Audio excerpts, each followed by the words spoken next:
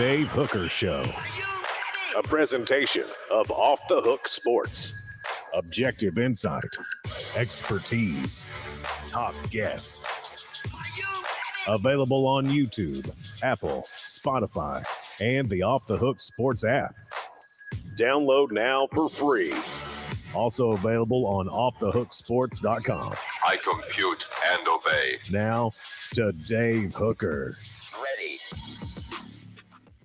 Got my Caleb, got my coffee. What more do I need? Good Monday to you. Let's get rolling, as we'll probably talk a lot of football from this point forward, as it's official. March Madness is over now for the Lady Vols as well as for the men. We knew about the men, but the Lady Vols, their Elite Eight run ends in the Sweet 16. So it's an interesting season in that both teams faced a lot of injuries. Both teams had seasons in which you thought at one point they probably weren't a Sweet 16, and then both teams made it, but both teams seemed to give you some optimism that they would get a little further. So, Caleb, there are a lot of emotions with both of these basketball programs in terms of how the season unfolded. Oh, we lost your microphone, Caleb. Let's get your, I think we got I'm sorry about that. It happens. It's hard to take it all into perspective because you're right. Where do you compare how it ended? What do you compare it to? Because if you compare it to the beginning of the season, the men did about what they were expected to do. They were in the 9 to 16 range, I think, in the AP poll at the start of the year. So they finished in the 9 to 16 range by making the Sweet 16 and not making the Elite 8. Lady Vols is a bit of a different story because the Lady Vols started the year number 4. So you thought they had Final Four potential. Now, the Lady Vols had such a rough start to the season, and the men had such an awesome start to the season. It kind of reversed. You know, in January, you're thinking the Lady Vols might not get out of the first round or the first weekend, and you're thinking the men might be a Final Four team. And it all evens out, and they end up both going home in the Sweet 16. So it just seems that I think you can take a Sweet 16 run and be happy about it. I think if one of those teams you should have expected more from, it would have been the Lady Vols. I will say that. Fair. Go ahead and click that like button. A bunch of people just jumped on. We appreciate thumbs up. Helps us smash it because we are loaded today. We've got a spring camp review, and I'm just going to go ahead and tell you that with the way that they insulate spring camp, frankly, you're not getting a lot of news. You'll get a lot of news with us. We got some insight here that we're going to be able to give you and some real factual things that are happening at spring camp. And I will go ahead and tell you that I'm going to lead it off with a guy named Ethan Davis. That may be your next star. I'm talking this year, but I'm definitely next 2 or 3 years. Watch out. So we'll get to that. Also, more on the Lady Vols, March Madness, more on the basketball Vols, and then an interesting column about Hendon Hooker and our own favorite, who we're getting better at his name, but I just love the drop. It's Nico Iamaleava. Iamaleava. Missed it again, but Caleb, do you want to try? Iamaleava. I got it. You do have it. You're like, I remember the day I was driving down the road and I got Tagovailoa correctly. I was like, yes. Oh, I will remember when I got Tagovailoa correctly too, but I don't remember when I first spelled his name right because I still can't spell it. To this day, I need to look it up before I spell it. It's difficult, and I think the spell checker on our computer say, "Are you sure?" But Iamaleava. Did I do it? I think you got it that time. Iamaleava. All right. So we started out. I think Caleb was struggling a little bit more. Then I fell behind the pack. And then coming around turn 4, Caleb passes me. I think we both ended up across the finish line. So what are your thoughts on the message board of the Vols and what they did in spring camp? We always want to include you in the program. SEC Scout Guy says Caleb is so upset, I guess, about the Lady Vols losing that the hair on your face fell out. You're going freshly shaven. What are you doing, young man? Trying to make me look old? It was a little bit of a mix-up. For some reason, I mixed up, like, thinking yesterday was Easter. and I usually like shave like right as Easter comes because I'm like I'm not even that religious, but I'm like, okay, after Easter and Lent, that's like right when you start looking fully forward to spring and summer. It's like that's really the signal that winter is totally in the rear view is post Easter. But we hung out with some friends who the female of the group doesn't care for sports at all. Just doesn't register, doesn't mean anything, doesn't know UT from Alabama or anything. And she said, "Why do you like basketball so much?" She goes, "I know you like Tennessee, but why do you like basketball so much when Tennessee's out even?" I said, I think there's something about it reminds me of spring. Remember when people used to say pitchers and catchers were reporting? yes. Yeah. And like it was early, it was like late February sometimes. They may have already reported. I don't know. Oh, yeah, they reported already. Spring training's underway. Yeah. So, but still, even though it was like mid-February, you were like, I can see spring. I can smell the blooms. My sinuses are a little upset. You're so right. There's like that. It's like there's like these barriers for me before spring. One is it's after the Super Bowl, because up until the Super Bowl I'm fine with winter. I'm like, it's football season still going on. Who cares? I don't care about the weather outside. Yeah. I'm locked in. I'm eating chili. I'm good. Yeah, exactly. Post Super Bowl, before spring, it's like, okay, there's a few barriers. One for me is the NBA All-Star game. Got to get past the All-Star game. That's one hurdle. Then there's Lent. Then there's then there's March Madness. Then there's Easter. Once you hit Easter, you're like, okay, now spring is here. Now I can start thinking about baseball season.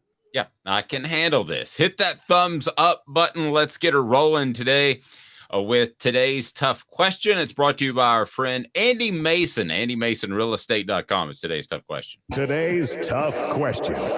Take a side. Take a stand. The Dave Hooker Show, a presentation of OffTheHookSports.com.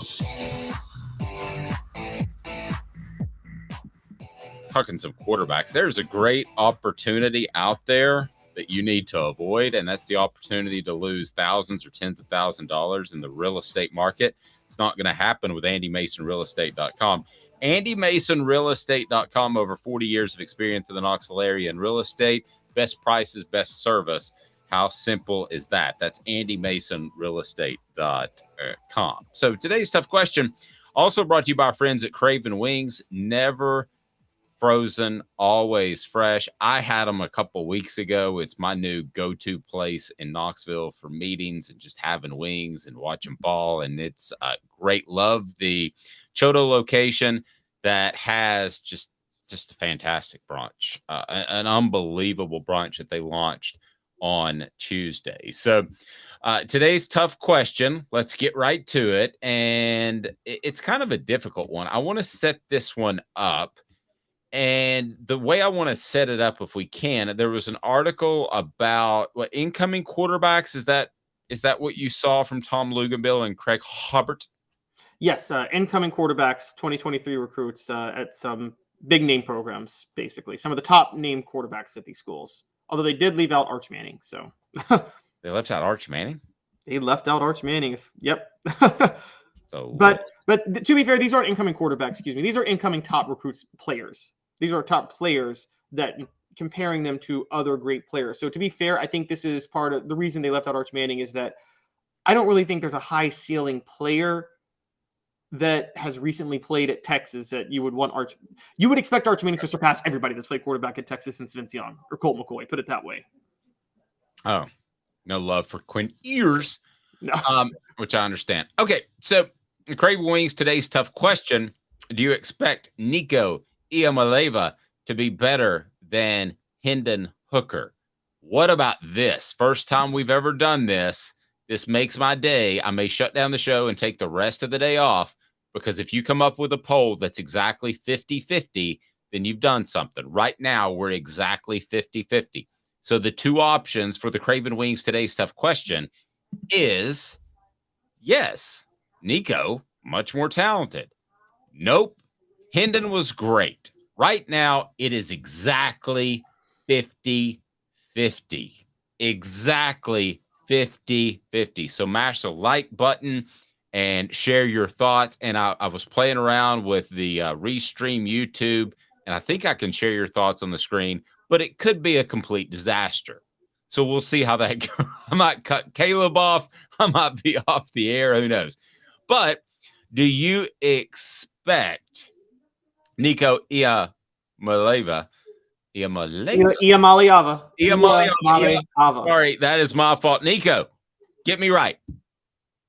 Oh, I think I just turned down.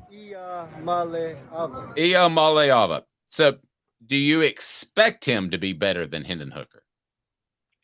I'm going to go out and say it. Yes. And I love Hendon Hooker, guys. I am a huge fan. I believe in him in the NFL because of his intangibles. But this isn't about Hendon Hooker. This is about Nico Iamaleava being, as I've said, the best quarterback you could possibly find to run this system. This is, everybody thought in the early 90s that Shane Matthews was an amazing quarterback for Steve Spurrier. Everybody was high on Shane Matthews. And then a guy named Danny Werfel came and turned out to be better than Shane Matthews. And well, let's review that for just a second. Okay. Danny Werfel, why was he the perfect quarterback for Spurrier? So he would stand in there and take a hit. He was tough as nails. And he would deliver it on time. Didn't have great accuracy, didn't need it. But that was in many ways a downfield option attack. Somewhat like Josh Heupel's. And then you read the safety and then you made your break. And Danny Werfel made that read, boom, delivered it on time. A lot of quarterbacks physically could have done that, but with the fact that they had 5 receivers going out, he took a lot of hits. So a lot of quarterbacks probably wouldn't have held up and probably wouldn't have wanted to hold up. But he was able to do that. Now, why do you tell me that, and I know why, but for discussion's sake, why do you tell me that Hendon Hooker is practically lab made for a Josh Heupel offense? And I agree with you. Nico, not Hendon. Oh, Nico, excuse me. Hendon's close, but Nico's better. But go ahead. Hendon is very close, but Hendon had to develop a deep ball. He had to develop it over time. Thank you. You're absolutely Nico right. has it. And Nico has, this is the big thing. Hendon didn't just develop a deep ball. He had to develop pocket presence. If you remember, he took a lot of sacks in 2021 because his awareness in the pocket wasn't there. Nico, from all the reports, by all accounts, is incredible in the pocket, is very, very good at knowing where to move and where to step. He may not be as fast as Hendon Hooker, although I think he might be. I've heard some reports that he actually might be pretty fast, too, if he needs to scramble. But Nico is faster than Hooker? I think Hooker's faster, but I think Nico is fast enough, and I think he might be as fast or close to it, from what I've heard. People I've talked to at camp say he's deceptively fast because he's a long strider. Right. Yeah. And so he's deceptively fast, as you said. He can move in the pocket. He already has that pocket presence already there with his mobility, and the deep ball is just so beautiful. In Josh Heupel's offense, an accurate deep ball is one of the most important thing in Josh Heupel's offense. And I don't think anybody in college football has a more accurate deep ball coming in this year than Nico Iamaleava. And that includes Arch Manning, who may be a better quarterback overall. But if you need a deep ball, you need Nico. I'm going to throw something out there that you didn't mention that I think is as significant of all the things that you mentioned, and maybe even more so. I think he gets the ball out fast. I think he gets I think his release is uber quick, and I think it's a hair second quicker than Hendon Hooker. I do think it's significantly quicker, and go ahead and start with the Dave's a Joe Milton hater. I think it's incredibly quicker than Joe Milton. And as Smoky Mountain Red points out, mobile and accurate are the two big ones. I agree with that. The accuracy sounds crazy, but it's not incredibly important because guys are running so bare so often in this offense. And I think they'll continue to do so because the defensive backs are going to be confused. Now, the defenses that Tennessee plays will do a better job of playing that high tempo style against the Vols. But still, it is going to be tough to man up with that, kind of like the triple option that Georgia Tech used to run. And it was like or the option attack that Georgia Tech used to run. You had to prepare for that back in the day. So you got to prepare for this, and Tennessee's always going to have an advantage. I can't say, though, Caleb, as much as I want to agree with you, that Nico is going to be better than Hendon Hooker, because Hendon Hooker should have been a Heisman finalist. He was on my ballot. Was the SEC Player of the Year. Set all kinds of passing records, In other words, what I'm saying is I agree with everything you said about how Nico is absolutely tailor-made for this offense. I believe that Tennessee will have good receivers that will fill in for the Jalen Hyatts of the world. But I can't say that somebody's going to be that much better when the bar's that high. So I'm going to say no, that he'll be very good. He will have 2.5 years of Hendon level talent, but I'm going to say no, that as a whole, his ceiling will not be better than Hendon Hooker just because it was so high. And I mean that as a compliment and not a shot at Nico, who I think everybody knows that I love. Everybody says that I'm a Nico lover and a Joe hater. Now it appears as if Caleb has someone who's on the message board who's saying he's a huge Hooker fan. So we both now have our biases. But what do you think about, I mean, just it's so high. The ceiling is so high, Caleb. It's high, but I'm going higher because there's another guy who may be the greatest quarterback in NFL history that went to Tennessee. And I think Nico will be the greatest quarterback in Tennessee history when it's all said and done. That's my bar. No, he won't. I don't think he'll be better than Peyton in the NFL. I don't think that's going to happen. But at Tennessee, I think Nico Iamaleava will set. I think Iamaleava will set the standard at Tennessee of quarterbacks. I think, and here's the things. The one thing you have me with, and we'll say this. Hooker developed a deep ball. Hooker developed pocket presence. He did that because he has incredible intangibles. We can't measure Nico's intangibles yet. We know Hooker's intangibles. They are incredible. Work ethic, leadership. Well, that helps my argument. No, I agree. And that was going to bolster your argument with that. That's what makes it tricky is I believe Nico has great intangibles. I see no reason to think he doesn't. But there's no way you can have better intangibles than Hooker. You can only have as good of intangibles as Hendon Hooker. Does that make sense? You can't have better intangibles. It's impossible. Right. And that is a huge thing in Hooker's favor. I still believe in Nico, though. And here's the big one. Here's where accuracy comes into play.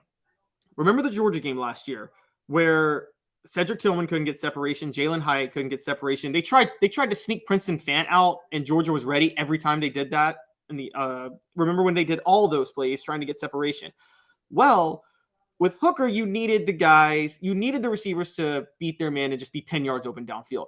I think Nico has the level of accuracy where if you got a decent sized receiver, there's a good chance you could throw it to a guy who's well covered when you're playing Georgia, even if he doesn't get separation, and just trust him to make a 50-50 ball.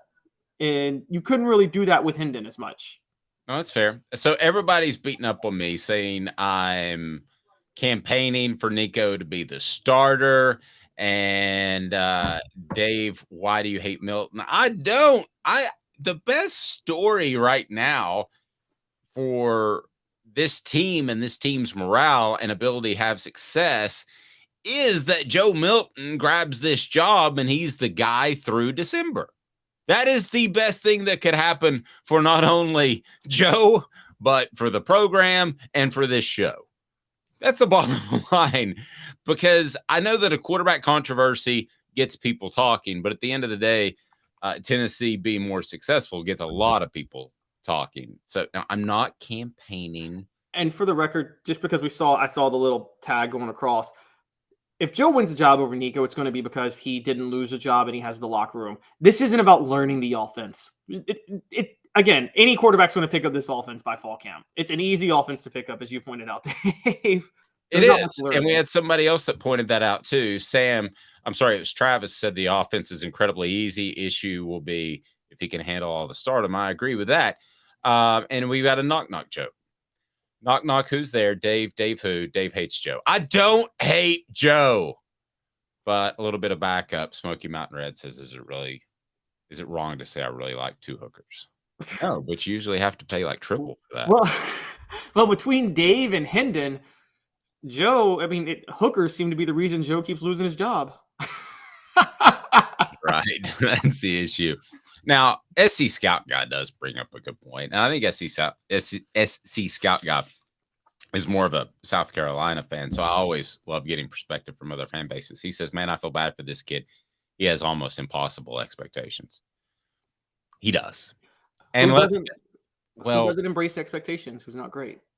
well, yeah, but this is a little goofy in that he's a midterm guy. He's making all this money. It's a little ridiculous. I think he's fine, but you never know. Kobe should have. I thought Jonathan Crompton was fine in 2005. I thought he'd sit out the year because of an injury and red shirt and come back and compete to be the starter. And really never happened until his senior year. And he was largely broken down by that coaching staff and by the expectations. So, Well, the switching coordinators didn't help. yeah, no, it certainly did not. But go ahead and hit that like button. Get on board now. As let's change gears a little bit. It is time to talk basketball, Vols. As my question for you, I want to lean on you for this. This season is over for Tennessee. We do have NIL that I want to discuss, but who should come back? If you're a Tennessee basketball player, who should come back? Josiah Jordan-James, Santiago Vescovi, Uros Plasvic, Olivier Kamwa. Those four can still come back. Is this because of the COVID year, Caleb? Yes, they all, because of the COVID. And Santiago Vescovi was actually a midterm enrollee during the COVID year. So, yeah, they all have. What year do we have to stop worrying about the dad blame COVID year? Because when you write junior or senior, and it frustrates me. So 2006, then we're done with it, right? 26, I think so. I can't remember if it's 5 years. I can't remember if it's 1920 or 2021 for basketball. I know for football, it's obvious it's 2020. But for basketball, it's either, I think it's 2021. So confused. All right. I'm going to go ahead and tell you, I think all those guys should come back. And I don't think it's even a difficult discussion because of NIL money. And I have a rough idea of what football players are making. I don't have a great idea of what basketball players are making, but I do have a rough idea of what football players are making. And if you're anywhere close to that, you're better off coming back than hoping that you land in the first round, specifically the first half of the first round. So the NBA with the first round, if you're drafted in the first round, you get a guaranteed contract. Second round, doesn't matter if you're the first pick of the second round, no guaranteed contract. You may not ever make it in the NBA. You may be playing in Europe by December. So I think that all of these guys should come back because more and more NIL money is being poured into this. I can tell you within the last 2 weeks, 2 people approached me about interest in utilizing NIL dollars, either being the facilitator or spending the money. So I think more money is going to be out there, not only for football players, but you kind of go down the line in the pecking order, basketball, and then the lady Vols, no offense, and the baseball Vols, the diamond Vols would be on that third tier from who I've talked to. Caleb, I'm coming back, man. I think this NIL is going to get bigger and bigger. I think it's going to bring about a renaissance in college basketball. The regular season is going to matter because these cats can come back. And if you're going to be late first round, like Kennedy Chandler, or he was mid first round, you should come back. I agree, particularly with basketball, because football, there is a more seamless transition, like at least in the SEC. Usually great players in the SEC become at least NFL players, regular NFL players. Basketball, there's a huge gap between who's great in college basketball and who's great in the NBA. There are so many historically great college basketball players that never sniffed the NBA, that were never going to sniff the NBA. And I mean, some that maybe should have, but I mean, Chris Lofton is a legend in Tennessee, was never good enough to play in the NBA. I know some people think he could have because of his sharpshooting. The problem with him was people brought up Steph Curry. Chris Lofton's nowhere nearly as quick as Steph Curry was and does not have Steph Curry's handles. Never did. And so, and he was shorter than Steph too. So Chris wasn't, I love the guy, but he wasn't going to make it in the NBA with that size. He's probably one of dozens of players that got that comparison in his mind through the people around him and said, oh, I'll go to the NBA. Well, no, he didn't leave early though. Well, no, he didn't leave early, but I'll have great success in the NBA. Like Kennedy Chandler, I do think got that in his head. Probably. Another Steph Curry. Kennedy is at least athletic, though, and has handles. A couple of things that fit better in the NBA. Chris Lofton, again, was mostly just a spot-up shooter. Now, remember, I remember Bruce Pearl working with him his sophomore to junior year saying, you've got to get better at putting the ball on the floor and driving to the basket. And he did. Don't get me wrong, but once teams kind of learned to play off him a little bit, he had a little bit.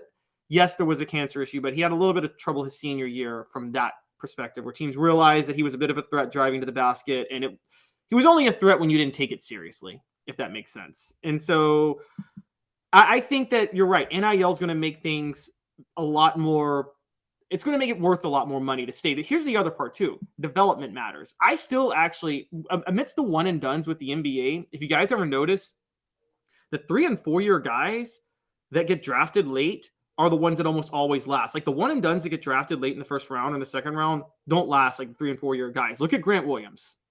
Developed for 3 years in college and he's there. So let's break these down just real quick because Tyreek Key's out of eligibility. He's the only Tennessee player that can't come back.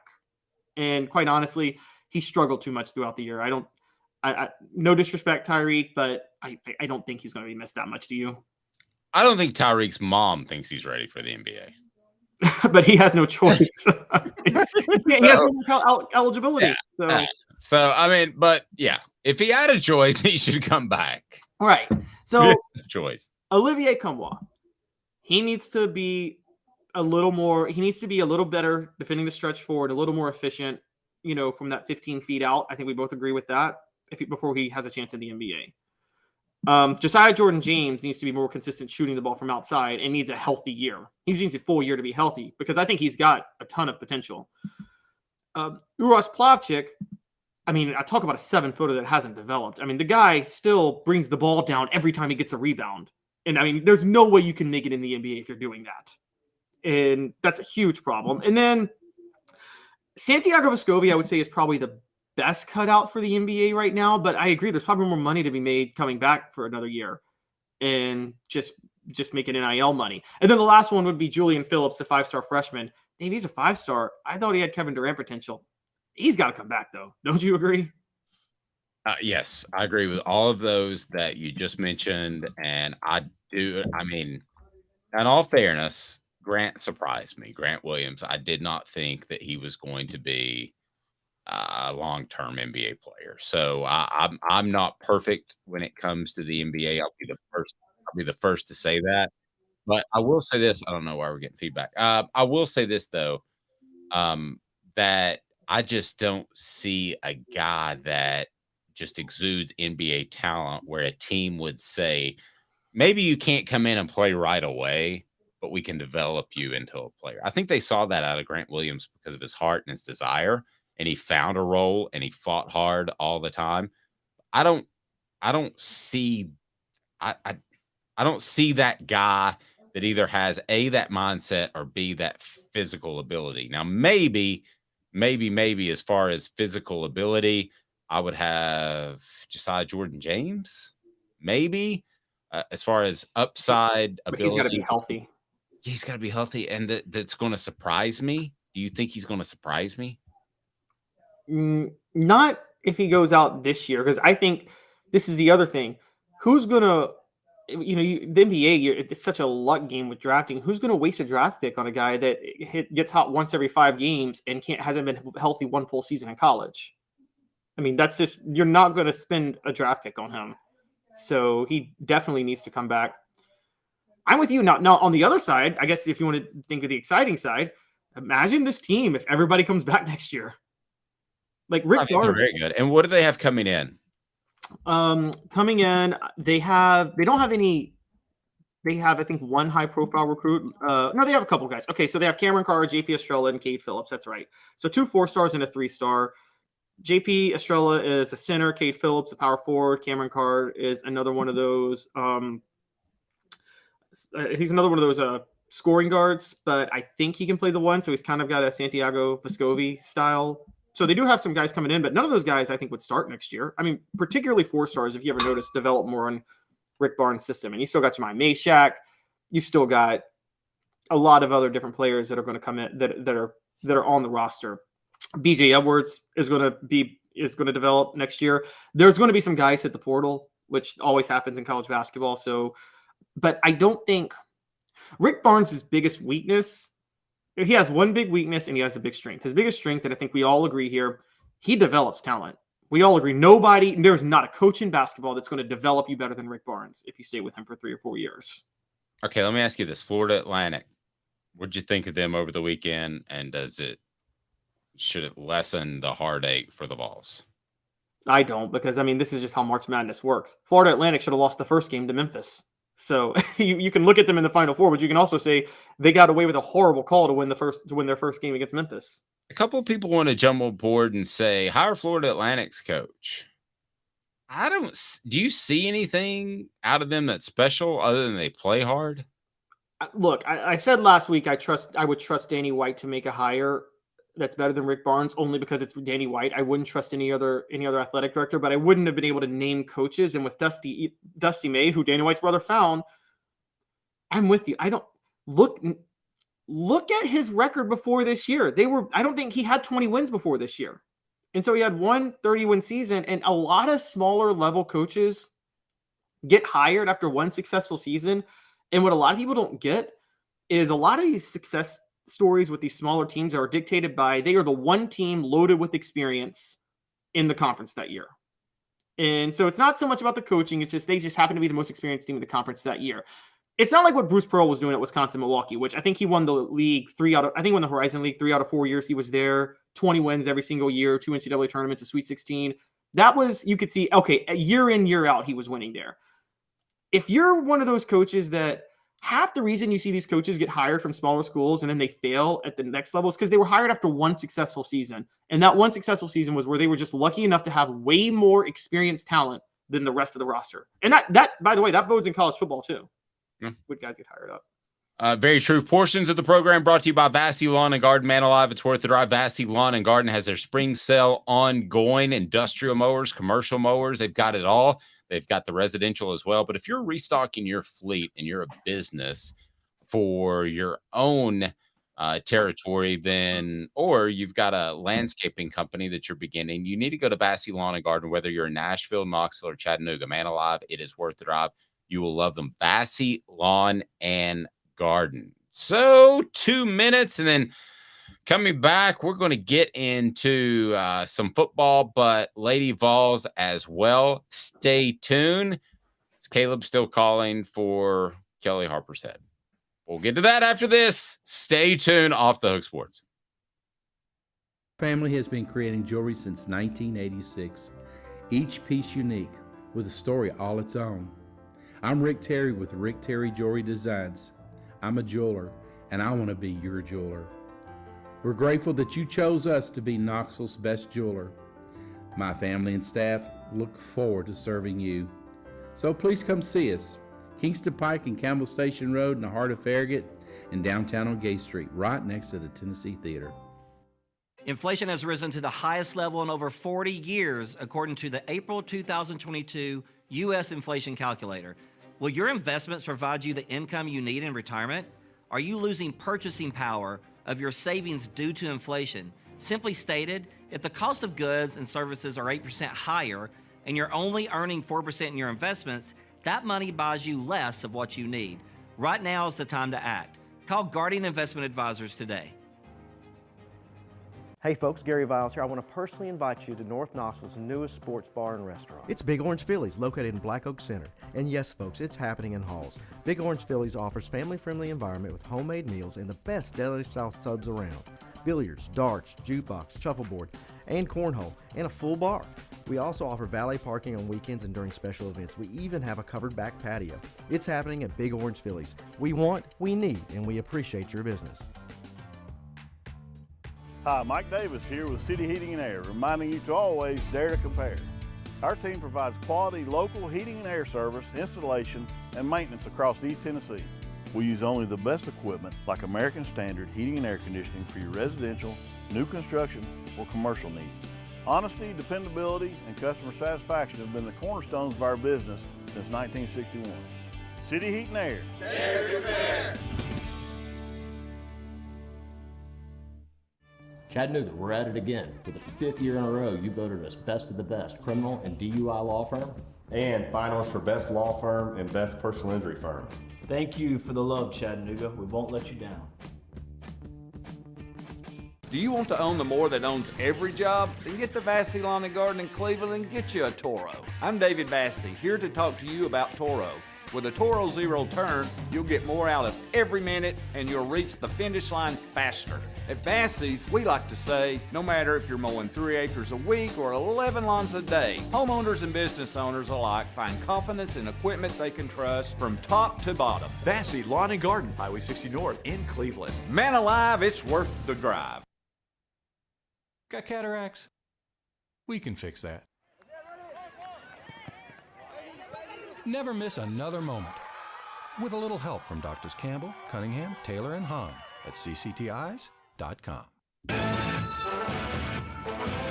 A college football tradition like no other. Yes, sirree, boys and girls. Or a guy that just won't leave. Wow, that is sad. The Dave Hooker Show. YouTube, Apple, Spotify, and the free Off the Hook Sports app. A presentation of Off the Hook Sports. Back to Dave Hooker. Comments from the message board. Smoky Mountain Red saying Curry is generational talent. Nothing against anyone else, but it'll be years before we see another one like him. Totally agree, but goodness gracious. Did y'all see where Golden? Go ahead. Did y'all see, though, he's also been loaded with generational help. Did y'all see where Golden State came back from like 10 the other day? They scored 27 straight points, and Steph Curry didn't score any of them. Like, what no, of a Hall of Fame player would that be? He's kind of had the ability, kind of like Patrick Mahomes a little bit, to freelance and do some things.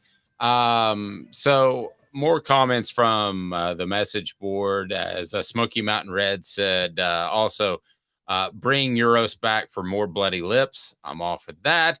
Tyreek can shave that mustache and come back as Tony Key. Like Caleb, he's unrecognizable with facial hair. Do it look better or worse?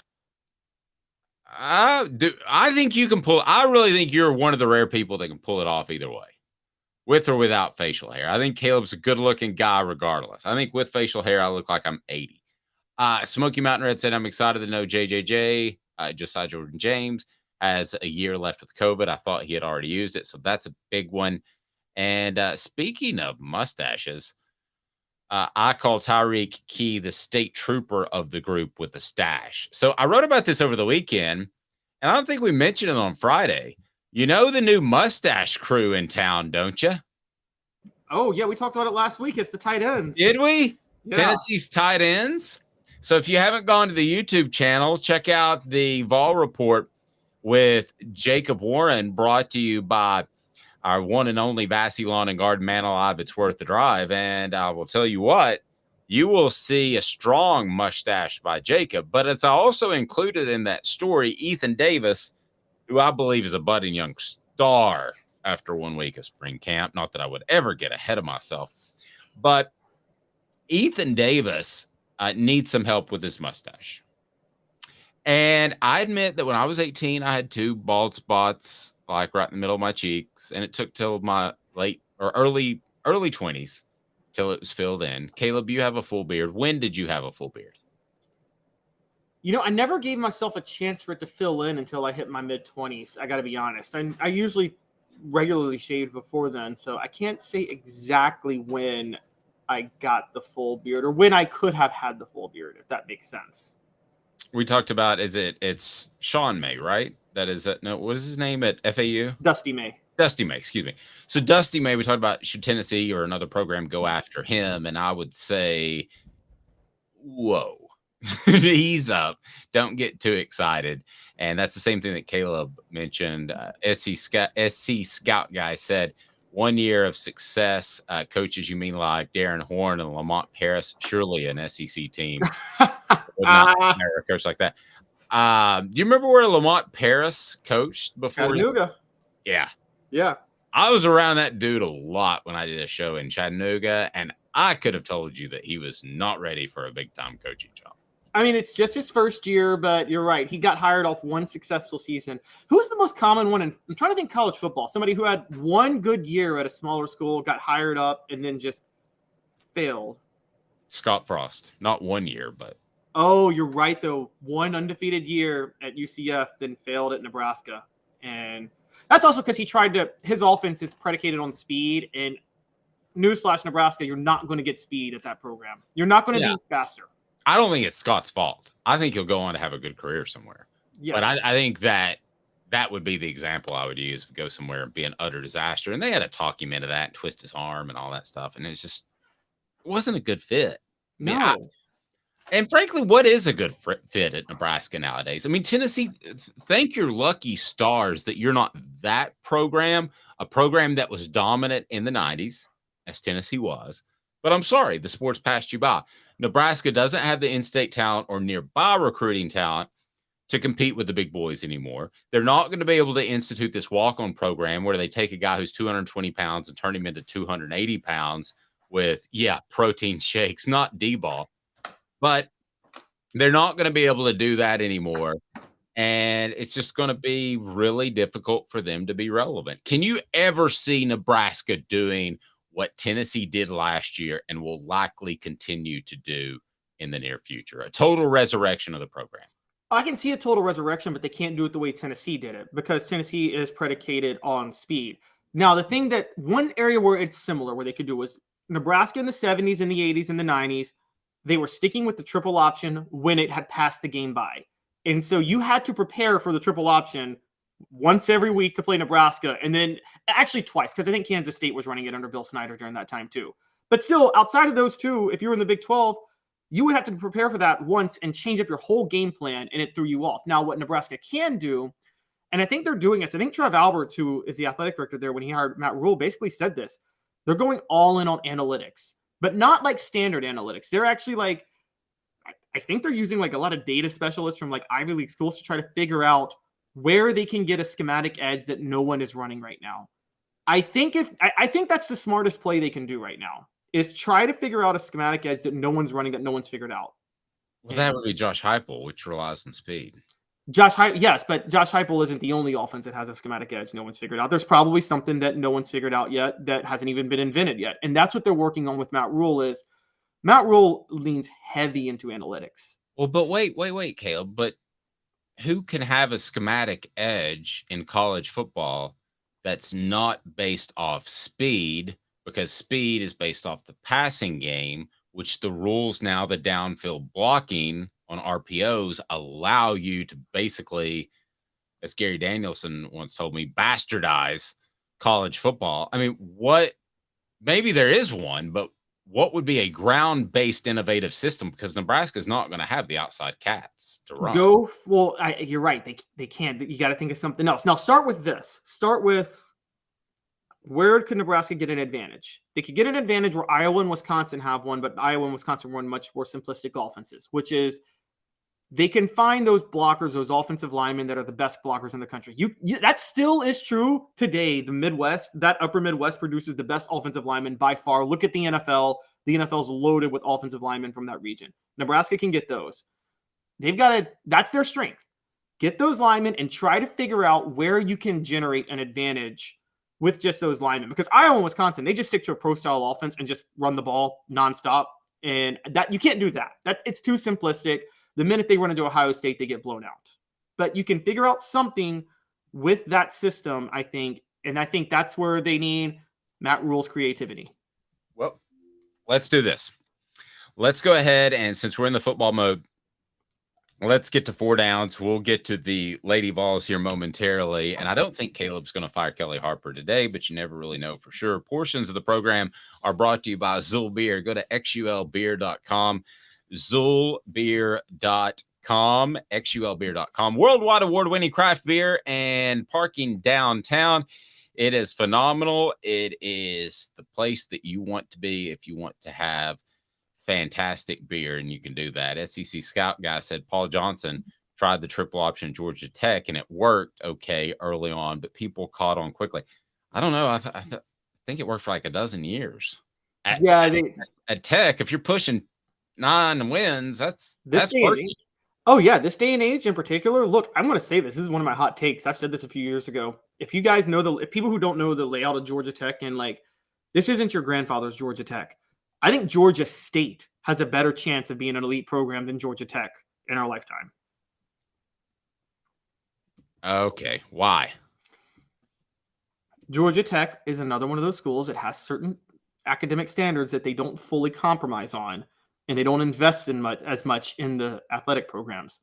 Georgia State is right there in Atlanta, And if Georgia State wanted to, they could go all in on being an elite program and being the next. They could be the UCF of Georgia. Put it that way. Okay, well, you know that they have Turner Field now, essentially, which that's where they play their games now. So I think that could help. So let's go ahead and get to 4 Downs now. 4 Downs is brought to you by our friends at Craft Treats. Your dog needs it. Just the bottom line. 4 Downs right now on Off the Hook Sports. 4 Downs. 4 questions. 4 answers. The Dave Hooker Show. 4 Downs. A presentation of offthehooksports.com. Talking Vols, Tennessee football, a long practice for the Vols as went about an hour long on Saturday. Rodney Garner visited with the media. We'll have that on offthehooksports.com and my thoughts on some of the things that he said. But 4 Downs, let's go ahead and start with this right now. The best freshman, not incoming player, not transfer, the best freshman will be Ethan Davis. So mull on that for a second, Caleb, while I tell you that crafttreats.com is your home for the best treats for your pet. And they also have the CBD infused pet treats that will help with anxiety for your pet, that will help with digestive issues and also arthritis. Go to crafttreats.com, use the promo code off the hook, and you will get 20% off. Ethan Davis will be the best true freshman for the Vols this season. That's what I'm hearing after week 1, which is way too early, but that's what I'm hearing, that he's fills out his pads, is a special young man. Are you asking? Yes, I'm asking you. I believe that's possible. I am a little bit higher, but here's my thing. Freshman this season. All right, I'm throwing this out here, Dave. And it's not based on the first week. It's based on, I'm still stuck in my mode of recruiting. I'm still going Jordan Matthews. Okay. And I think mainly because I think they're going to desperately throw Jordan Matthews out there to start at cornerback this year. I think they are desperately, either Jordan Matthews or Ricky Gibson is starting this year. I don't know if you agree with me on that. One of them is starting. And no, I agree. And I hear good things about them both, and I'd have trouble splitting them right now. Maybe a couple more good things about Ricky, but we're a weekend. But you're right. I would make the same argument that you made about Matthews, that one of them will be thrown out there because of necessity. I believe that one of them will be that Ethan Davis or McAllen Castles will be thrown out there because of necessities. Listen, Jacob Warren's a proven commodity, but if you watch Tennessee last year, it was a constant rotation, one series, Warren Fant. That's how they did things, unless one of them was gassed or got hurt. So somebody has to be ready to go if you want to continue that. Now, I did talk to Jake, and I said, sorry about email. I said, could you go out there for 2 and 3 series and that sorts of things? And he said, yeah, man, I could. And I'm sure he could. I'm sure Jacob Warren wouldn't turn down playing every snap, but that's not where this team needs to be, because that's a more physical role. While they'll do that with some wide receivers, this is you're hitting people still as a tight end. So I will take Ethan Davis for that reason. So 2nd down, Tennessee's best offensive lineman, newcomer, will be John Campbell. Which I was really not high on early in the season. And if you've listened to this program, and I will go ahead and tell you, I'm bringing some knowledge here. I'm not just making stuff up. I really thought Andre Keurig would be the guy that delivers the hot roasted coffee every morning. But I now am wondering about John Stevens from what I'm hearing. How big John would it Campbell, be? you mean? I'm sorry? You mean John Campbell? Yes, John Campbell. John Campbell. I'm hearing that John Campbell has some special ability. What would it mean if Tennessee's able to lock down that left tackle with Campbell? If they could lock that down with John Campbell, that would be impressive, particularly because that can move Keurig into the interior. And if Keurig is still as good as we thought he might be, then that means you got the left tackle and the left guard locked up, and you got right tackle locked up with Joe Mincy and JJ Crawford. So you're offsetting all your losses. I'm gonna throw a freshman in there for fun, but he was an early enrollee and the most highly touted freshman of the linemen, and that is Vyson Lang. And Dave, I don't know what you're hearing about Vyson Lang, but 6'5", 315 when you're recruited, you can't coach that. No, I agree. I think a little bit more of a project player, but will be a very good player. I think he'd probably benefit if he was 6'3" or had better feet, because he's kind of 6'5" and feels like an interior lineman from what I've been told, but has the size to play tackle. So they've got to figure out where to play him. But that's certainly come up before, so they'll be fine. And third down. Let me pull that up as my computer's giving me problems today. I apologize. But third down would be this. My goodness gracious. Cam Seldon will have an impact at running back. Josh Heupel said on Monday that Cam Seldon will mainly be a running back in spring, and he looks the part. 6'2", 215 pounds. Seldon looks mature in a running back room filled with smaller backs. So what do you think of Cameron Seldon's impact at running back this fall? I firmly agree. I firmly believe Cameron Seldon's going to make an impact this year. I don't think Josh Heupel puts him at running back if he's not thinking, I need a more dynamic feature back than Jabari Small. Much love for Jabari Small. Does everything fundamentally right as a running back. He's kind of proven at this point. He's not the guy that can, like I said, take a 5-yard gain and turn it into 15 yards, or take 10 yards and turn it into 60 yards. He's the guy that if you call the right play for 5 yards, he's getting you 5 yards. Yeah, and Travis asking, they don't have an electric running back right now. I mean, Jalen Wright's closer. Dylan Sampson's the closest, but he's those are two all-purpose backs. Yeah. No offense against Jabari Small, but is he going to bust one that should go for 10 and he's going to bust it for 80? No, he's probably going to get run down. A good point by Travis saying, man, there's 5 running backs already, though. What about Keith? Keith is going to be the blocking back, the power back in short yardage, and he comes in the summer.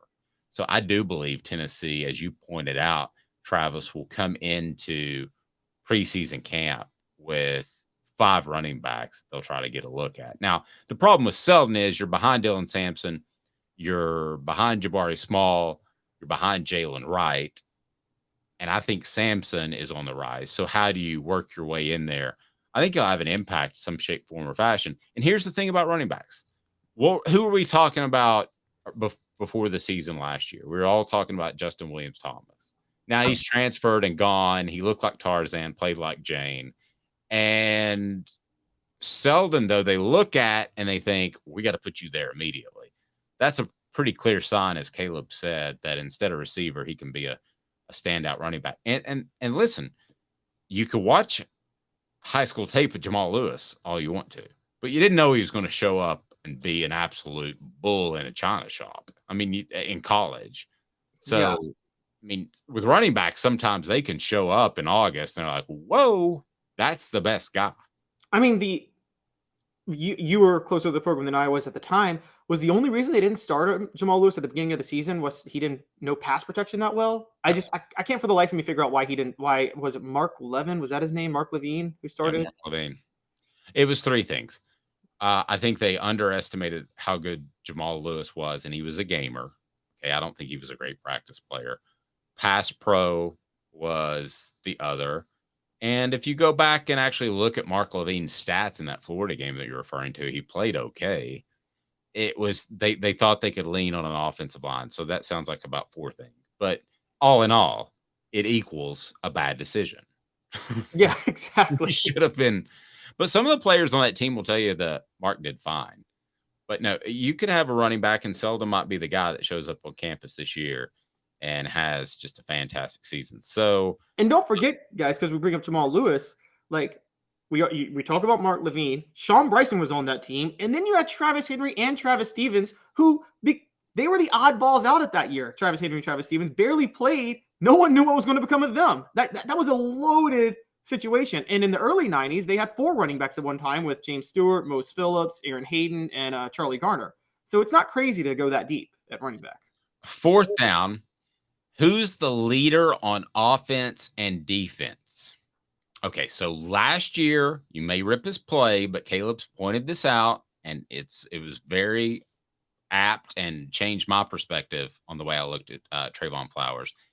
He was the leader. I mean, he was the leader. There's an advantage there being safety because you can see the whole field, but he was the leader. No question. On the other side, pretty obvious, right? On offense, who the leader was? Yeah, it was pretty clear. Yeah.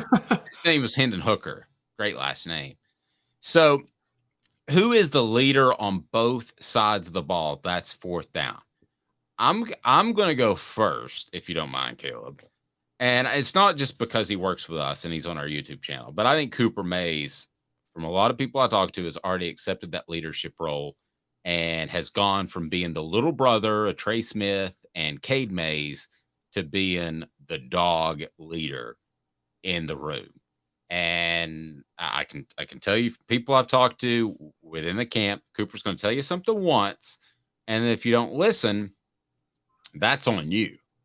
But he's going to give you some direction, and I think he is the leader. And he'll also, I thought this was really interesting in the conversation I had with Cooper that we're going to post on the YouTube channel.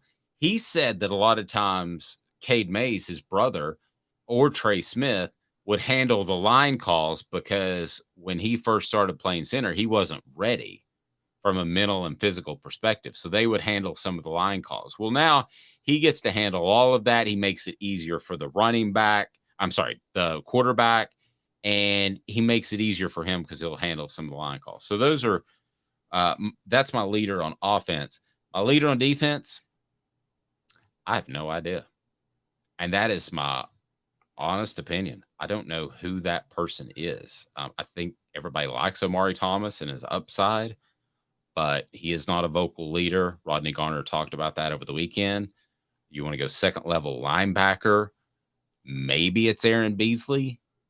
You want to go 3rd level in the defensive backs, I got nobody. Caleb, who's the leader on defense? And they missed one certainly before that trip to Columbia. Well, Fred White brought him up on Friday, and until he brought him up, I didn't think about it, but it's Tank McCullough, the other safety who started with Trey Flowers. He's been starting. This is his 5th year starting with Tennessee because he came in midway. He started midway through 2019 when Trey Flowers broke his leg on an interception and missed the rest of the year. Tank McCullough came in and started the rest of the way alongside Nigel Warrior. And the next year, he and Trey Flowers became the full-time starters, and he's been starting. And he moved over to strong safety. He's been starting ever since. So I think it has to be him. You need a safety that can kind of cover for deficiencies that are probably going to be there at cornerback again. So for me, it's Tank McCullough on defense.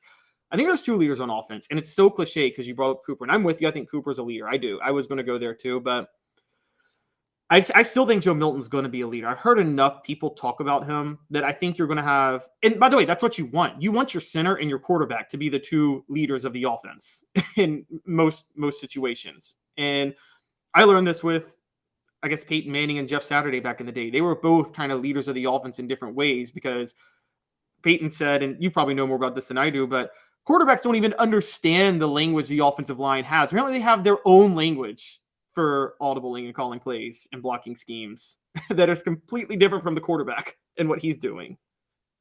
No, McCullough's a good one. If it's not McCullough, I don't know who it is. It has to be McCullough.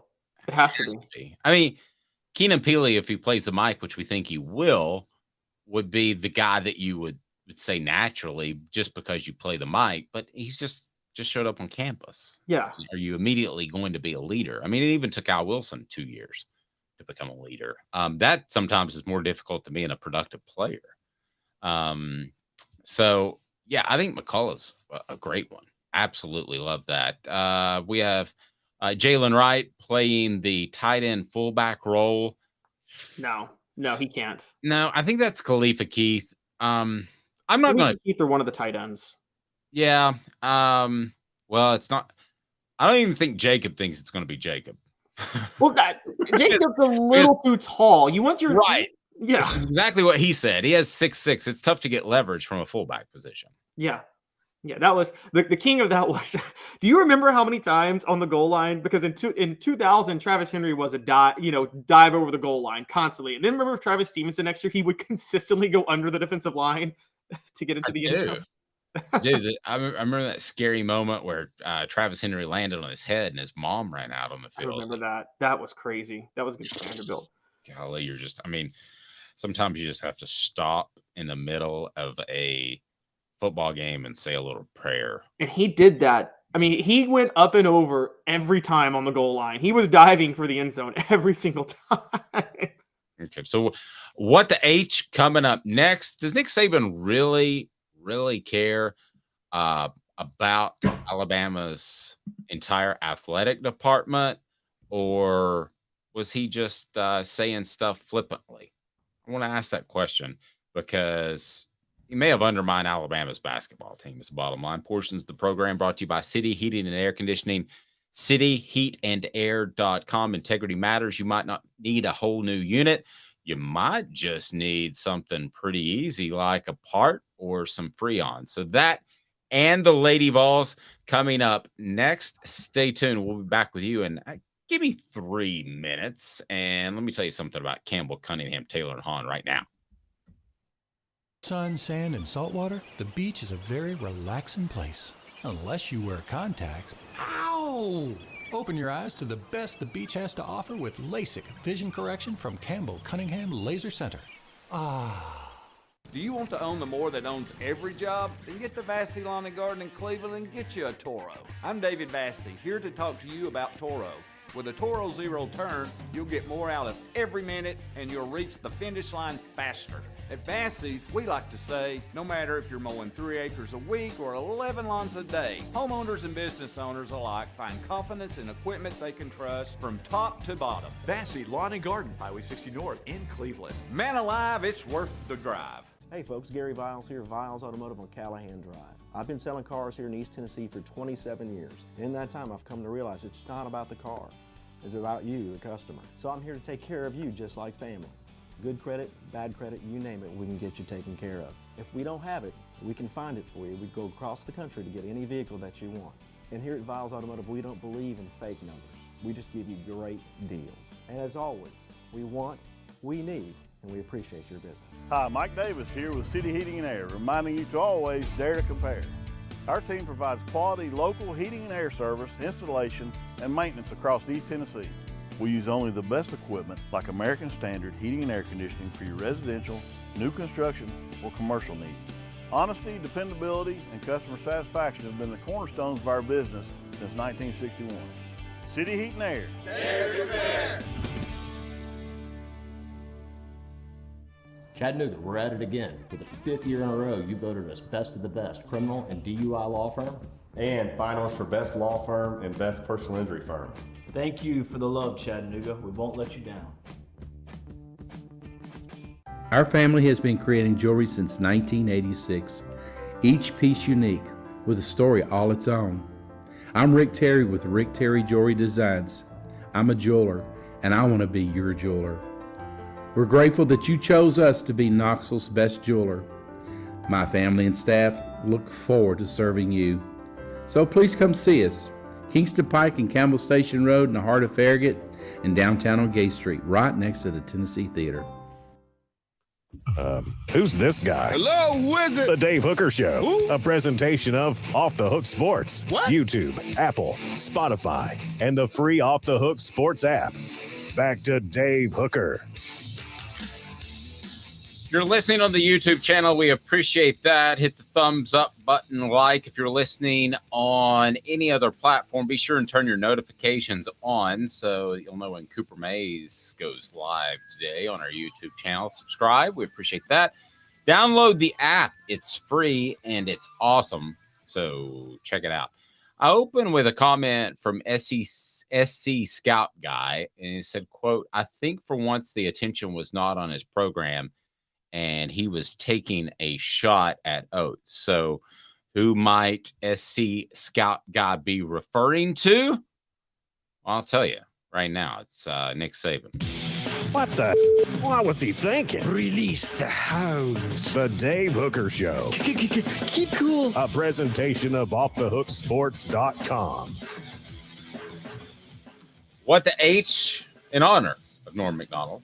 Brought to you by Campbell Cunningham, Taylor and Hahn. Campbell Cunningham, Taylor and Hahn has vision correction that, hey, look at me. If you're on a video platform, no contacts, no glasses. Love it. Love Campbell Cunningham, Taylor and Hahn. Campbell Cunningham, Taylor and Hahn has local vision that you just don't get in Knoxville. People fly eye doctors in from everywhere at Campbell Cunningham, Taylor and Hahn. You will get expert procedures with great follow-up, whether it's cataracts, LASIK, or just your regular old vision checkup. So I brought up the question before SC Scout guy weighed in. Nick Saban saying and backtracking it a little bit. We didn't get a chance to talk about this because Tennessee was still rocking in the tournament. Kind of rocking. I guess 50 points is rocking. But Nick Saban saying there is no such thing as wrong time and wrong place.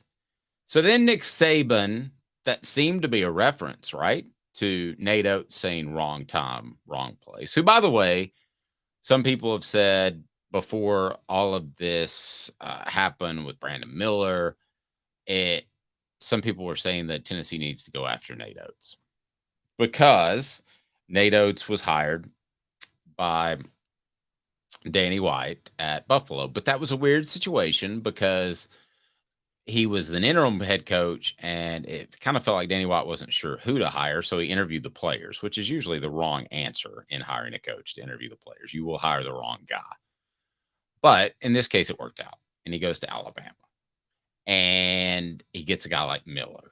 And then he creates a culture that suddenly Nick Saban apparently has a problem with. And you can say all you want to that he has said that was just coincidence, wrong place, wrong time. He went to basketball practice, and Miller wouldn't say that he apologized to him, but last week he went to basketball practice. So Nick Saban, was he taking a shot, or was this truly just coincidence? Caleb? Sorry. Oh, go ahead. He was taking a shot.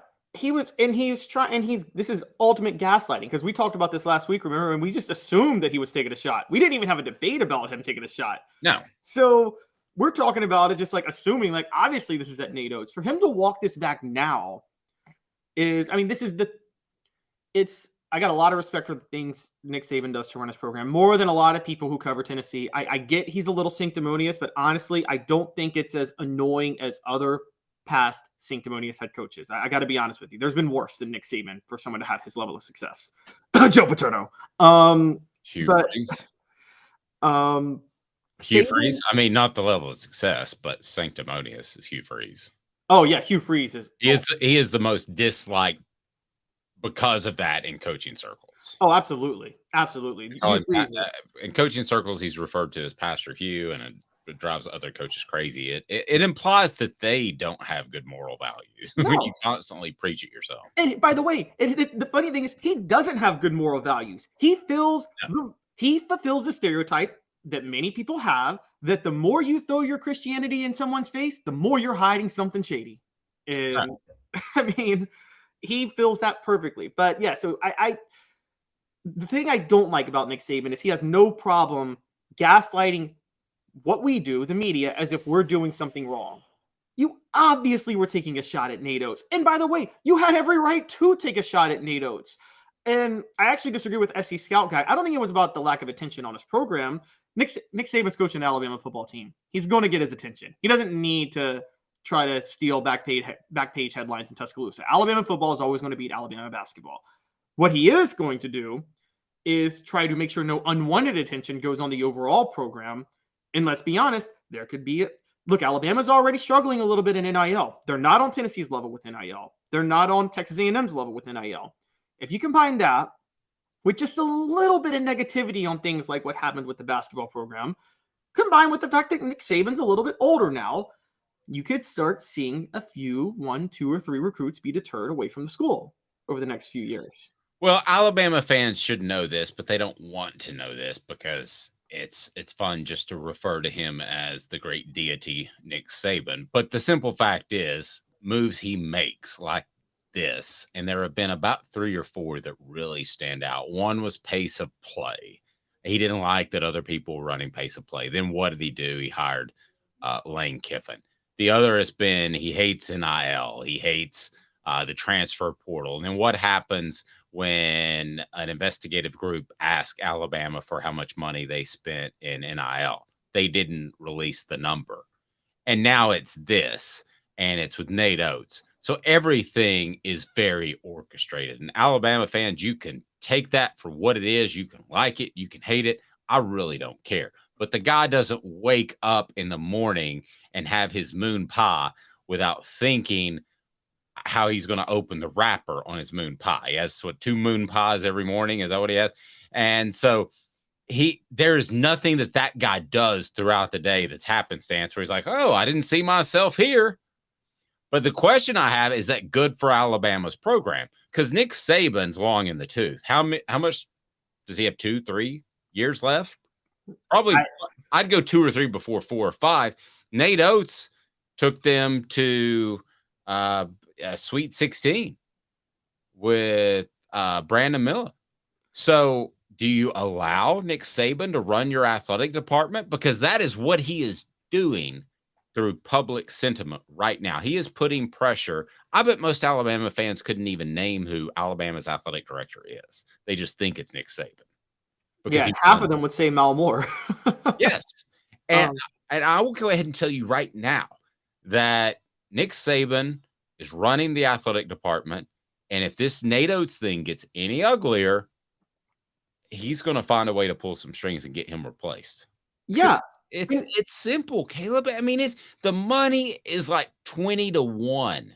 When you start counting tuition, donations, ticket sales, all of that, Nick Saban brings in, I used to say 10-1, SEC football versus basketball, but he's been so impactful, it's like 20-1. Nate Oates can take a hike. I agree. And I would, if you're an Alabama fan, you shouldn't be upset about us saying this, because you should want your football coach to do this. Like you should. Dave, would you sacrifice? Think about this for a minute. Don't you think it's worth sacrificing 20 years of basketball success for 2 or 3 years of football success in Alabama? Like if you ask an Alabama fan right now, you'll win. You're going to be, would you rather be in the Sweet 16 and possibly in the running for a national title over the next 20 years, or have 2 national titles in the next 3 years in football? Okay, but Caleb, you said something there that threw me for a loop. Okay, you would want your football coach running the athletic department? No. You want your football coach doing what Nick Saban does, which is being very orchestrated on everything he's about. And so that's not Hugh Freeze sanctimony. That's not even Joe Paterno sanctimony. Like that's not like the I'm so much holier than you all. No, you want them to be you want him to push the boundaries as far as he can without getting the program in trouble, which he does. I railed a few weeks ago against Duke, letting Mike Krzyzewski coach the NBA, letting Mike Krzyzewski coach the Olympics 4 times. I thought that was massively unfair. But if you're Duke and you're Mike Krzyzewski, yeah, you want your coach doing that. You want your coach doing that. And so you want your coach at Alabama doing what Nick Saban does. Let me ask you this. Did Nick Saban cross the line with the wrong place, wrong time? No. Yes, he did, Caleb. You can't call out somebody in your own program that you can't call out a fellow employee in your business. You wouldn't call me out. I wouldn't call you out. I wouldn't say, Caleb, that's just the dumbest article I've ever seen during the show. I mean, I might call you, or you might call me, say, Dave, you made a mistake there. That ain't working. Dave, we're in this together, though, you and I. Nick Saban is not in it with Nate Oates, and nor should he be. Alabama football is on its own. Alabama football, look, I'm going to be honest. What's writing the checks for the rest of the sports at the university? It ain't the basketball program. It's the football program. Man, I tell you, he crossed the line. And listen, this can be the seed, Alabama fans, if you're out there listening. This can be the seed for discontent. So far, look who agrees with me. Travis, yes, absolutely. SC Scout Guy says Saban absolutely crossed the line. He did. And Alabama fans, you can take this for what it's worth. But the moment that Nick Saban is not having fun coaching football, he's going to cruise. He's not hanging out to set some all-time record. I don't know how close he is to Paterno's record. Maybe if you can look that up, but I don't think he's going to be that guy. Philip Fulmer was that guy. He wanted about, I think, 28 more wins, 25 to pass General Nealon. Nick Saban ain't that guy. This can be the seed of discontent, where if somebody in Alabama's athletic department has the stones, and they probably don't, to say, hey, Nick, Coach, Saban, Short Prom, whatever your name is, that was out of line and inappropriate. And the bottom line is, once that happened, Brandon Miller got asked about it again. And what happened in the next game they played in? It created more of a distraction out of an already huge distraction. And if this is any other coach in the SEC, he is reprimanded by the athletic director. We may not hear about it, but he is reprimanded. Every other coach in the SEC ain't Nick Saban. I mean, you do earn a little bit of clout. I'm with you. Look, if Derek Dooley says this about Bruce Pearl, we're all siding. The whole world is siding with Bruce Pearl in that moment in 2010. But again, it's not. I understand you have the right and you have the ability, but you still shouldn't, because it makes it a story again. I think Nick Saban is thinking this PR backlash is going to be another thorn in the side of trying to recruit at Alabama. And it is. Let's call it. We talked about this a couple weeks ago, Dave. We agree that this story is a type of thing that's an umbrella that goes over the whole program. And the way the Alabama administration has handled it has been awful. I think we all agree it's been awful. They hid the fact that Brandon Miller was part of it at first, and then we found out about it. And then they're hiding that other people were part of it. I think Nick Saban is mad. Maybe even not at he may not be saying that Brandon Miller should be suspended, but I think he's upset with how the program and administration handled it, because it is a black cloud over the program as a whole, and it does affect the football program, which is responsible for keeping the rest of the school afloat. But see, this is the same. I saw it up close. This is the same thing that when you start to disagree with the athletic department and you think you're bigger than the athletic department, it's the same thing that happened with Philip Fulmer and Mike Hamilton at Tennessee. That you plant the seed of discontent, and then suddenly that leads to distrust, and then suddenly you've got a real issue that you can't go back and fix. I think Nick Saban crossed the line. I think he should be reprimanded, but you can't, because he's Nick Saban and he has 8 million national championships. So you can't reprimand him, and he single-handedly improved the academics of Alabama. This is a good school now because of him. Amen. Like the enrollment's like doubled. I mean, it's bizarro. What the financial impact he has had on Alabama is probably in the $100 million range plus. Like, that's a baseline. We're not talking a couple of $1 million because of extra donations. We're talking about enrollment and everything. Caleb, you can't say this. He has his number one focus is delivering results for the football program. I don't think he's retiring in 2 years, by the way. I think Nick Saban is built totally different from the rest of us as humans. Most of us as humans, and Nick Saban preaches this all the time, and I kind of almost use it as a motivational thing for myself, which is he says, the human condition is to survive, not thrive. So once you hit a base need, you oftentimes want to rest on your laurels. And he said it takes work and effort to train yourself to not be satisfied with that. And I think Nick Saban is never satisfied. Nick Saban, what was it, Red Boy, you said in Waterboy? The only thing better than a crawfish dinner is 5 crawfish dinners. Nick Saban is like the only thing better than 7 national championships is 8 national championships. Okay, but okay. So you had a somewhat similar situation at Kentucky where Mark Stoops. Who's John Stoops? Mark Stoops made reference to John Calipari, making a reference that it's a basketball school. Okay, but that was way more minor. Nobody died like in the Alabama incident. But would you have called Mark Stoops in to say, hey, man, don't perpetuate this? Well, John Calipari started that. Exactly, but you can't call John Calipari in because he is ultimately what's defining. No, I'm pushing back on this hugely, Dave. It's not the same. He defines the university. Yes, but okay, 2 things on that. One, Kentucky basketball doesn't outweigh Kentucky football to the same degree that Alabama football outweighs Alabama basketball. Kentucky actually football brings in a lot of money on its own. Agreed. And I would, and so Mark Stoops has some pull because even at college football, so much bigger than college basketball, that even at Kentucky, football can rival basketball in terms of what you bring in. More importantly than that, John Calipari ain't Nick Saban. John Calipari is one of the worst underachievers in the history of college basketball. I agree. Let me ask you 2 questions because the Kentucky thing got us a little off path. If you're the AD, would you bring in Nick Saban and say that was inappropriate? Would you even say anything about it? Would you reprimand him? Would you say anything publicly? What would be your reaction? If I'm the AD, I guess in a vacuum, yes, I probably would do that, but you have to take the whole thing into account. If I'm the AD, Nick Saban's never saying that. Because if I'm the AD, I'm getting out in front of this. I'm finding out what happened when it happened in January, and I'm getting out in front of it to make sure there's no black cloud over the program, and I'm doing whatever I have to do. Okay, I get that, but you are where you are Monday of last week, and he says that. Are you saying, Nick, we need to talk? Yes, but that's in such a vacuum that, like, yes, I would say, Nick, we need to talk because now we're in massive damage control. And I don't know what Nick would say to me, but I will tell you this. If I'm the AD, Dave, you talk about boosters controlling things. I try to have a talk with Nick Saban. Who do you think the boosters are going to side with? Yes. Here's the problem, Caleb. I wouldn't because I don't think you can.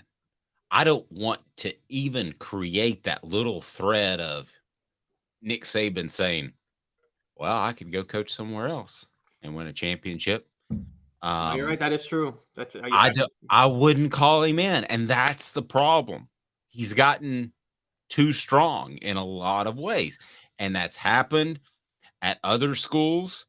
And you haven't been able to get rid of them. I always thought Florida dodged a major bullet when Urban Meyer bolted because of the chest issues or whatever after Alabama beat him in the SEC championship. He ran from competition. We know what he did. Yes, he exactly ran from competition. Okay, one more thing before we talk Lady Boss, and that is what other football coaches could say what Nick Saban said and not get called into the principal's office? The only one, and I've brought him up, and you're right. Look, it's dangerous when a coach gets that powerful because I brought him up 1,000 times, but this is Joe Paterno. Joe Paterno got this powerful and was allowed to, in 1999, when campus police came to him and said, hey, your defensive coordinator is doing this. He went to the administration and he said, don't do anything about it. And the administration said, fine, we won't do anything about it. Okay, but I'm talking about current SEC coaches. Yeah, there's no other coach in the SEC that could do that, that could pull that off. And maybe Kirby Smart at this point, but Nick Saban, it's what you do with your power. Does Nick Saban is it dangerous when a coach gets that level of power? Yes. Do I think Nick Saban is, I don't think he's using his power to be as damaging as what Kirby Smart might be doing at Georgia or what Joe Paterno did at Penn State. I mean, that's where you use your, again, so I can't judge Nick Saban on it because he's earned that power. My question is, as long as you're not using it to cover up for a street race murder or a child sex scandal on your campus like they did, then, he's using it for the best benefit of the Alabama program and the people involved. I'll give you an example. My son's 18 now. He's about to move out. He comes to me yesterday and he goes, I want to go on this trip with my friends, which is a vast change from being 17 and me saying, heck no. I can't say anything now. He's an 18-year-old man. You can't say anything to Nick Saban because he's had so much success. So he totally crossed the line, but you can't say anything. That to me is scary. Alabama fans, if you're listening, post below and tell me why you don't want Nick Saban to shut up, because he should shut up. Because the bottom line is it comes across as very, very orchestrated nowadays with the tempo of play, all of that. And he has just used different comments to try to affect the game. And now he's using different comments to try to affect the athletic department. That's not his place. And if it was any other coach, they would be under double secret probation. They would. Look, by the way, Rebecca says, I love it when Caleb gets fired up. And Rebecca, I was thinking about you over the weekend. Did I get you a t-shirt? If I did not, please email me again, because we just got those in and we got some out, but we didn't get them all out. Go ahead, Caleb. Oh, I was just going to say that I think the principle of what you're saying is right. You don't want a coach to have that much power. And it's a problem at any school, any place. I say if I'm Alabama, if the question isn't should Nick Saban have that much power? He shouldn't. The question is, what do you want them doing with that power? And I got to be honest, Nick Saban may be the one coach I trust to do what's right with that power. I think he's doing what's right for the program. His job is to deliver results for Alabama football and keep it scandal-free. And he's mostly done that. Come on, Caleb. You trust him to do what's right? No. He lost all credibility with me when he said tempo a game is unsafe for players. And then when Lane Kiffin became available, he said, why don't you come in? He even got Butch Jones to help him with tempo, and they ran tempo. No, I didn't say I trust him to do what's right. I said I trust him to do what's right for the Alabama program and Alabama football. And his job is to do what's right for Alabama football. Let's talk about coaches that got this powerful. Let's just say it. I want to know what your thoughts are, Dave. If a Sandusky scandal happened under Nick Saban, do you think he would have handled it the way Joe Paterno would have? I think he would have thrown Sandusky to the wolves the way he should have. Or do you think he would have covered it up because he cared about the program the way Paterno did? If that happened under Saban? Yes. Again, we're talking in the vacuum. Like I painted you in a corner. Now you're painting me in a corner. Because it wouldn't have happened. Right? I mean, just like the... Well, no, it could have, because like he may not, like, again, Well, they knew that pervert was running around for years. Yes, that's what I mean, though. I mean, so Joe Paterno, as far as would he have nipped it in the bud? Would he have turned Sandusky over the minute he found out? I think he would have. He would have gotten rid of him. Here's what I think. I think he would have gotten rid of Sandusky and not allowed him back on campus. That was what Paterno didn't do. Paterno did remove him from the coaching staff, but allowed him to still utilize campus facilities. And I also think Nick Saban would have told police. You think he wouldn't have gone to the police about that? One, I think if not nearly as sure as you, so I'll abstain. Okay. I mean, look, I would say from a selfish perspective, from a sanctimony perspective, I think you look better if you go to the police and throw your guy under the bus and be like, I am sorry, this will not be tolerated. And you're the guy that took him down, and then you're the hero. But Caleb, all these coaches, they absolutely want this to go under the radar and not be seen or heard about. So I think in his mind, in a coach's mind, you say, maybe this will never be heard about. SC Scout guy says Steve Spurrier left Florida because he and the AD did not get along. Spurrier told him, I guess I will go and coach somewhere else, and left for the Redskins. Well, it's a little bit true, but I also think he felt underappreciated by the entire fan base. SC Scout guy also saying 100% think Saban would have handled that situation the right way and called the police. We at least all agree he would have handled it way better than Paterno did. He would not have allowed. Gracious. I mean, just giving him a key fob. I mean, that's he literally he was like, "Oh, you torture kids? Here's your torture chamber. I'll let you have it." Yeah. But no, I think Nick Saban crossed the line, and I think either on either side that the athletic department could see this as a, hey, you've gotten a little bit big for your britches, and unless something changes, he's not beating Kirby Smart anytime soon. So a little of the just I always win glean is going to start to wear off. And the other thing about if I'm Saban, I'm like, you're allowing this to happen. That could be the seed of discontent. The seed of discontent could be planted on either party. All right, Lady Vols. Thoughts on how they ended the season? Are you giving Kelly Harper a big contract? Are you happy with what the Lady Vols were able to turn things around? Thoughts? So I don't think people should be happy with how the season turned out. This was a top 4 team talent-wise that didn't live up to the expectations. I think Jaru and I were texting over the weekend, and he has a good point about how, and I think you were on that group text too, about how they were 3 of 17 from 3. They shot awful, and they shot poorly. I agree. I was on that group text, but I was at dinner with my wife, so I turned it off. I agree, and he brings up a good point there, and it's like you can't, when your top shooter Tess Darby goes 1 of 6, you can't really do much. My problem with Kelly Harper is she's still it's so old school thinking because she keeps one shooter on the court at a time. And I think this day and age in women's basketball, you need 2 or 3 pure shooters. I think that you stick with Harper and you give her the contract extension, even though I think she coaches an old school way that I'm not a fan of, because look, everybody's back next year. Pretty much everybody's back. You're going to have a team that took a little while to gel this year. That's going to be a lot healthier. Tamari Key's going to be back in the lineup at center. Her defensive presence will be huge. And so, yes, I think you give Kelly Harper the extension. I think I think coaches need 4 years no matter what. I actually think you should give coaches 5 years no matter what. Like, if you don't believe, if you can't give them 5 years, you should fire them. One or the other.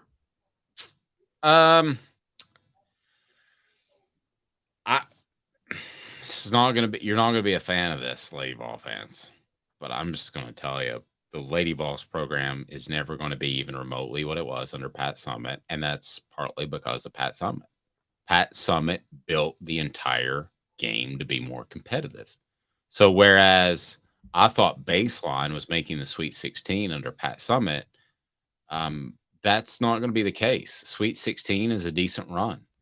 And Caleb, I think Kelly Harper is doing as fine a job as she can be, and being a businessman, which I like to wear that hat every once in a while, I'm going to look at it and say, is she keeping me from losing money?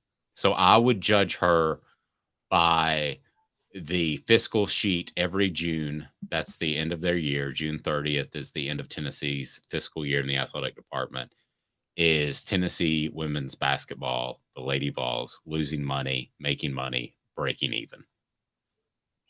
And that sounds awful. You should say, no, you want to go out and compete for multiple championships. I just don't think that's going to happen. And I think if you go out and you shuffle through coaches, you're in a very similar situation that you were with Philip Fulmer.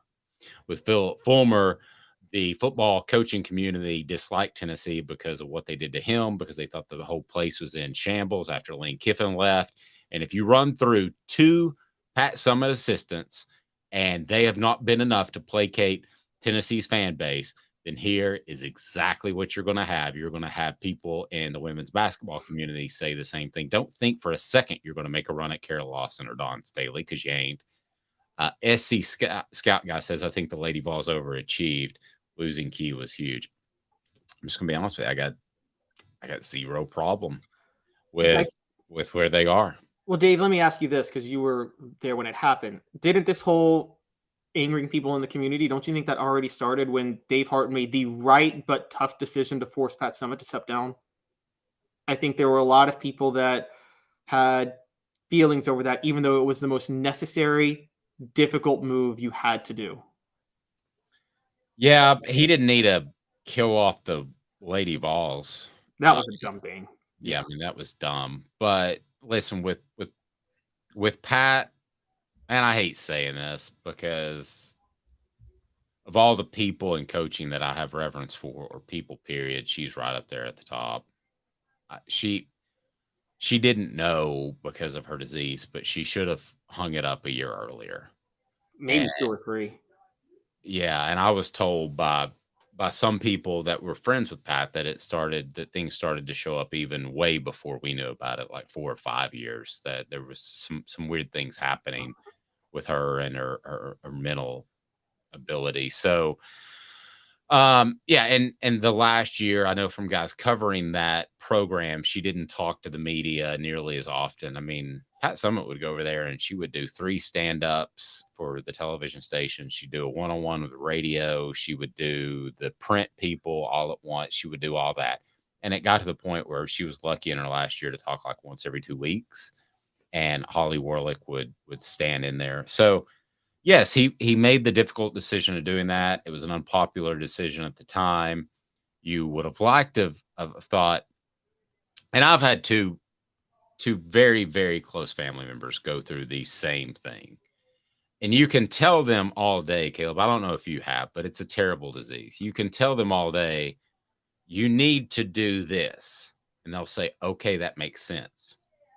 And then you might walk outside the room and 5 minutes later, they're doing something else or making a phone call to make some other move. So you could tell Pat Summitt all day long that she needed to retire that before that last year. but I don't think it registered. I think Dave Hart did make that decision. Got a little sidetracked, but I just think at the end of the day that women's basketball, if it's breaking even, if it's something that gives you promotion on television, making the Sweet 16 or so, I think that's about what you should hope for. I think the days of 7 championships are over. We'll have to see how that goes because Dawn Staley looks like she's the next Gina Auriemma, Pat Summitt. Like she might win a second straight this year, and I don't see anybody beating South Carolina. But I will say this: But how many will she have then? she'll have 3 at that point, and that's 2 in a row. But is she going to get to 7? Well, 8 is what Pat Summitt got to. 8. I don't think she'll get to 8 or 11. No, but if she gets to like 6, and like, look, she's going. Pat Summitt had 1 undefeated season because even if there was one area where women's basketball was competitive during that time, it was the SEC. You know, Auburn was good over a period of time here and that. There were quite a few good SEC programs that were competitive. And so Pat Summitt couldn't do what Gina Auriemma would do, which was just run through the season and go undefeated in a really bad Big East with a bunch of programs that cared nothing about women's basketball. By the way, if anybody wants to take solace, to your point, UConn has now gone 7 straight years without a national title.